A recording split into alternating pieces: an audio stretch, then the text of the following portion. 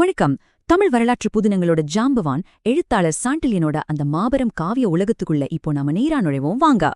கமல் ஸ்வாலபிலன் இந்த மேற்கோள பாருங்க. தமிழ் இலக்கியத்துல சாண்டில்யன் ஏற்படுத்தின அந்த அசுரத்தனமான தாக்கத்தை இது ரொம்ப அழகா சொல்லுது. 1910 பாஷ்யம் ஐயங்காரா பிறந்த இவரு காலப்போக்குல எப்படி இவ்ளோ பெரிய இலக்கிய ஜாம்பவானா மாறினாருன்னு யோசிச்சு பாத்திருக்கீங்களா? பத்திரிகையாளரா ஆரம்பிச்சு சினிமாவுக்கு வந்து அப்புறம் வரலாற்று புதினங்கள்னு இவரோட பயணம் நிஜமாவே ரொம்ப பிரம்மாண்டமானதுங்க. இதுல ரொம்பவே ஆச்சரியமான விஷயம் என்னன்னா, அவர் எழுதின நாவல்களோட அந்த பிரம்மாண்டமான எண்ணிக்கை தான். சோழ பாண்டிய சாம்ராஜ்யங்களை மையமா வச்சு 1-2 இல்லங்க 45 பிரம்மாண்டமான வரலாற்று புதினங்களை அவர் எழுதி தள்ளியிருக்காரு.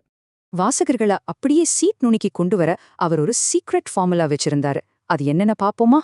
கல்கியோட யதார்த்தமான கதாபாத்திரங்களையும் சாண்டில்யனோட அந்த தோல்வியே அறியாத மாபெரும் ஹீரோக்களையும் வாசகர்கள் இன்னைக்கு வரைக்கும் ஒப்பிட்டு பேசிட்டே தான் இருப்பாங்க. ஒரு தீவிர வாசகர் சொன்ன மாதிரி சாண்டில்யன் ஹீரோக்களுக்கு எல்லாமே அத்துப்படி. அவங்க அப்படியே அச்சு அசல் சினிமா ஹீரோக்கள் மாதிரி தான். சரி, அவரோட இந்த ஃபார்முலா எப்படி ஒர்க் ஆகுதுன்னு பார்க்க அவரோட மாஸ்டர் பீஸான கடல்புறா நாவலையே எடுத்துக்குவோம். கடல்புறா இது நம்ம ஹீரோவோட கப்பல் பேரு. ஒரு பிரம்மாண்டமான கடற்படை சாகசத்துக்கு இதுதான் பக்காவான ஒரு தளம்.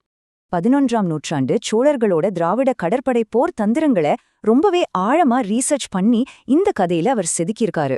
சோழ தேசத்தோட ராஜதந்திரியா போற படைத்தளபதி கருணாகர பல்லவன், இவரோட அந்த திகழான பயணத்தை தான் நாம இதுல பார்க்க போறோம்.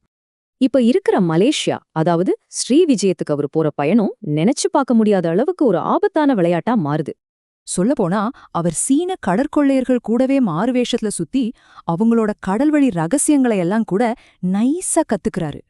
இந்த வரலாற்று தகவல்கள் எல்லாம் வச்சு சுமார் 1500 பக்கங்களுக்கு தெரிக்க விடுற மாதிரி ஒரு அரசியல் த்ரில்லரையே சாண்டில்யன் கொடுத்திருக்காரு.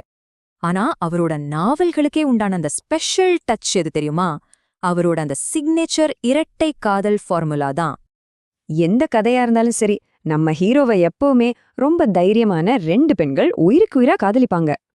அந்த 2 பெண்கள் எவ்வளவுதான் அறிவாளியா தைரியசாலியா இருந்தாலும் கடைசியில அந்த ஹீரோவோட காதலுக்கு அவங்க கட்டுப்பட்டு தான் ஆகணும்.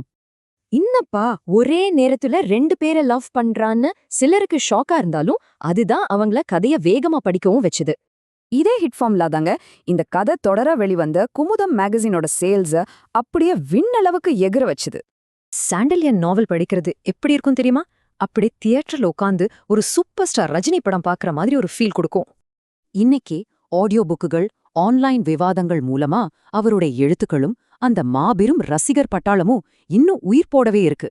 இந்த மாதிரி 45 காவியங்கள் உங்களுக்காக காத்துட்டு இருக்கு. நீங்க முதல்ல எந்த வரலாற்று சாகசத்துக்குள்ள மூழ்க போறீங்க சொல்லுங்க.